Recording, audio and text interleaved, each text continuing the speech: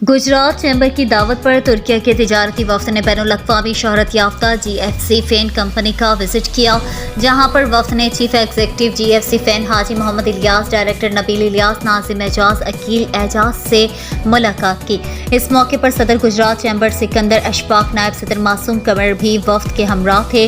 नबील इलियास ने तुर्की के वफ्द को GFC फैन के बारे में ब्रीफिंग दी और बताया कि GFC फैन मुख्तलिफ ममालिक, मिडल ईस्ट, सऊदीया, दुबई, बांग्लादेश, यूरोप, अमेरिका और तुर्किया में भी एक्सपोर्ट हो रहे हैं। तुर्की के लिए ब्रैक्ट फैन और पेडिस्टल फैन एक्सपोर्ट किया जा रहा है, जिसके हौसला अफजा नताइज बरामद हो रहे हैं। इंशाअल्लाह ताला तुर्की के ताजिरों के साथ मिलकर पंखों की एक्सपोर्ट में इजाफा करने की ख्वाहिशमंद है और तुर्की हमारे लिए यूरोप में पंखे एक्सपोर्ट करने के लिए गेटवे साबित होगा।